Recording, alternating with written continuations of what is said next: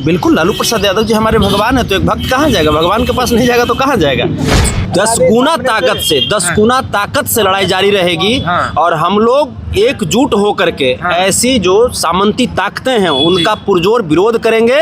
हम लोग न्यायिक प्रणाली के तहत हम लोग उसका मुकाबला करेंगे, संवैधानिक तरीके से उसकी लड़ाई को जारी रखेंगे और कभी भी किसी गरीब के आंख में आंसू नहीं आने देंगे। अगर किसी गरीब का कोई शोषण करेंगे तो उनका पुरजोर मुकाबला हम लोग करने के लिए। न्यायालय ने बतलाया है कि सेल्फ डिफेंस कैसे किया जाता है। सेल्फ डिफेंस की आड़ में गुंडागर्दी करना उचित नहीं है जी। और अगर आप सेल्फ डिफेंस की आड़ में गुंडागर्दी करेंगे, चूंकि गुंडागर्दी जब आप करते हैं ना तो उसमें किसी पार्टिकुलर जाति या पार्टिकुलर धर्म के लोग नहीं मरते जी। तो पूरी तरीके से चूंकि हम एक यदुवंशी सेना के राष्ट्रीय अध्यक्ष होने के नाते हम एक सामाजिक लड़ाई लड़ रहे थे। हम तो हर जाति की लड़ाई, जहाँ जहाँ पे शोषण हुआ, चाहे वो कोई ऐसी जाति नहीं है जिनकी लड़ाई हमने नहीं लड़ी है पूरे जीवन में। परिवार के लिए हमेशा लड़ते आए भैया। आरजेडी के परिवार के आपसे हाल चाल जाना कोई अभी तो जैसे यहाँ पे बहुत सारे लोग आए, बहुत सारे लोग आए थे। पूरी तरीके से ये भाजपा की ये साजिश थी कि किस प्रकार से एक गरीब के बेटा को, एक पिछड़े दलित, एक अल्पसंख्यक के बेटा को एक समाजवादी विचारधारा रखने वाले व्यक्ति को प्रताड़ित किया जाए। ये भाजपा ने प्रताड़ित किया मुझे। और लेकिन हम डरने वाले थोड़े हैं। ये देखिए मेरे पिताजी संतोष रेणु यादव जिंदाबाद।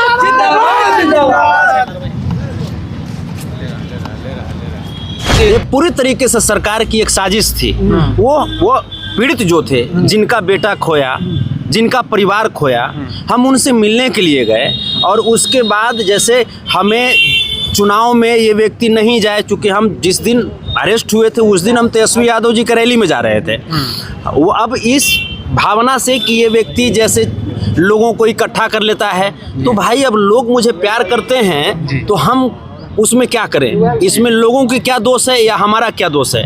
लेकिन बात है ये सिस्टम जो ऊपरी जो सरकार है, हमारी लड़ाई सरकार से है। और जब आप सत्ता में हैं तो आपसे ही हम लड़ेंगे ना। बाबा साहब भीमराव अम्बेडकर की लिखित संविधान में इस देश की जो खूबसूरती प्रदान की गई है, हम चाहते हैं कि वो खूबसूरती बनी रहे। हर धर्म के लोग एकता के सूत्र में, हमारे देश में विविधता में एकता, ये हमारे देश की पहचान है, विशेषता है, वो बनी रहे। बाकी जो लोग डाइवर्ट होते हैं और जो लोग खास करके जो क्या बोलते हैं वो सेल्फ डिफेंस की बात करते हैं, तो सेल्फ डिफेंस न्यायालय ने हमें दिया। और ये न्यायालय ने बतलाया है कि सेल्फ डिफेंस कैसे किया जाता है। सेल्फ डिफेंस की आड़ में गुंडागर्दी करना उचित नहीं है जी। और अगर आप सेल्फ डिफेंस की आड़ में गुंडागर्दी करेंगे, चूंकि गुंडागर्दी जब आप करते हैं ना तो उसमें किसी पार्टिकुलर जाति या पार्टिकुलर धर्म के लोग नहीं मरते जी। उसमें कोई बुलेट, कोई गोली, कोई बम किसी पार्टिकुलर जाति या धर्म को देख करके नुकसान नहीं पहुंचाती है जी। इसलिए हम लोग प्रयास करें, सामूहिक प्रयास करें, हर जाति हर धर्म के लोग कि गुंडागर्दी नहीं कर करके, अगर आप पॉलिटिक्स में हैं तो प्रयास कीजिए कि शांति का परिचय दे, सद्भावना का परिचय दे, ताकि लोग के बीच आपकी एक पॉजिटिव इमेज आए जी। संतोष जी, आप जेल गए थे छपरा वाले कांड में, इलेक्शन के टाइम में, तो क्या कुछ कहिएगा? क्या फंसा के भेजा गया था? ये तो पूरी तरीके से चूंकि हम एक यदुवंशी सेना के राष्ट्रीय अध्यक्ष होने के नाते हम एक सामाजिक लड़ाई लड़ रहे थे। हम तो हर जाति की लड़ाई, जहाँ जहाँ पे शोषण हुआ, चाहे वो कोई ऐसी जाति नहीं है जिनकी लड़ाई हमने नहीं लड़ी है पूरे जीवन में। तो लेकिन ये पूरी तरीके से ये भाजपा की ये साजिश थी कि किस प्रकार से एक गरीब के बेटा को, एक पिछड़े दलित, एक अल्पसंख्यक के बेटा को एक समाजवादी विचारधारा रखने वाले व्यक्ति को प्रताड़ित किया जाए। ये भाजपा ने प्रताड़ित किया मुझे।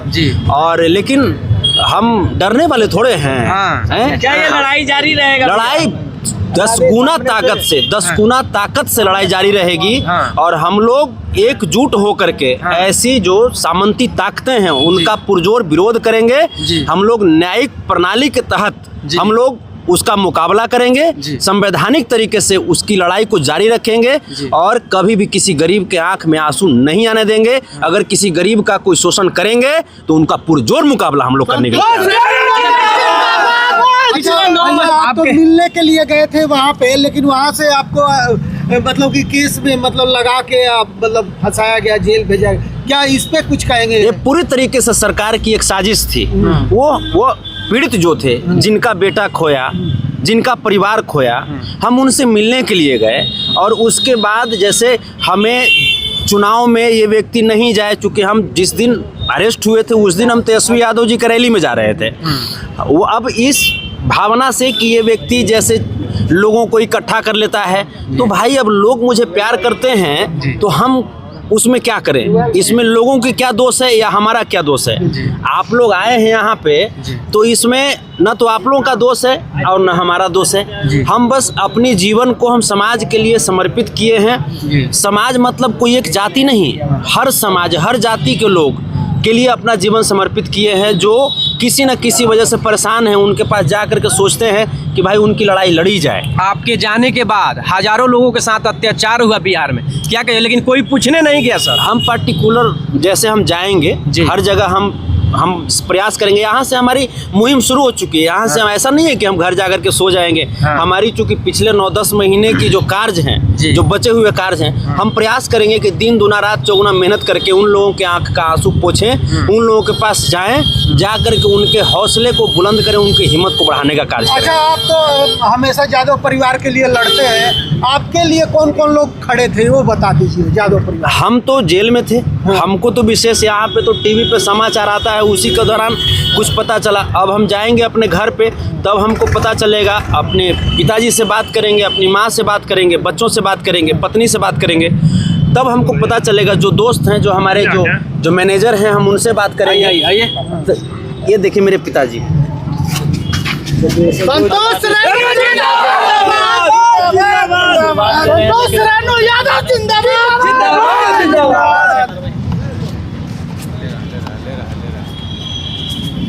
पिताजी से क्या चाचा का आंख भर गया, क्या कहिएगा? काफी अरसों के बाद आए हैं। कुछ कहना? हाँ, कुछ नहीं कहेंगे। जैसे हम बात करेंगे, हम पिताजी से बात करेंगे, मम्मी से बात करेंगे। हाँ, बात कर लेंगे अपना, फिर बताएंगे। बात करके फिर हम प्रेस कॉन्फ्रेंस बुलाएंगे, आप लोग को आमंत्रित करेंगे और उसके बाद फिर पिछले 9 महीनों तक अंदर रहे। क्या से गरीबों को सताया जा रहा था, तंग किया जा रहा था, क्या अंदर भी ऐसा कुछ है? नहीं, अब अंदर तो जो भी चीज़ें हैं, जैसे कानून के अंतर्गत है, जो सुप्रिटेंडेंट साहब हैं, जो जेलर साहब हैं, वो भी उनका भी जैसे प्रोटोकॉल है, तो उससे अलग तो हमको नहीं रख सकते। जो एक आम बंदी जैसे रह रहे थे वैसे हमको भी रखा जा रहा था। लेकिन बात है ये सिस्टम, जो ऊपरी जो सरकार है, हमारी लड़ाई सरकार से है और जब आप सत्ता में हैं तो आपसे ही हम लड़ेंगे ना। आरजेडी परिवार के लिए हमेशा लड़ते आए हैं भैया। आरजेडी के परिवार के आपसे हाल चाल जाना कोई? अभी तो जैसे यहाँ पे बहुत सारे लोग आए,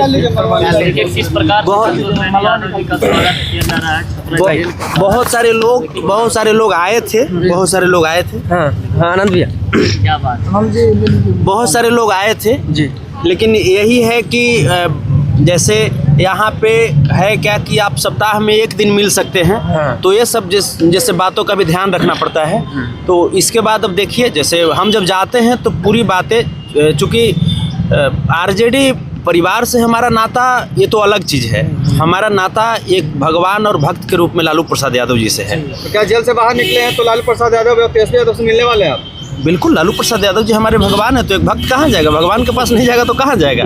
बाबा साहब भीमराव अम्बेडकर हमारे भगवान हैं, डॉक्टर APJ अब्दुल कलाम हमारे भगवान हैं, तो हम तो जाएंगे ही ना। हम कहाँ जाएंगे? अच्छा।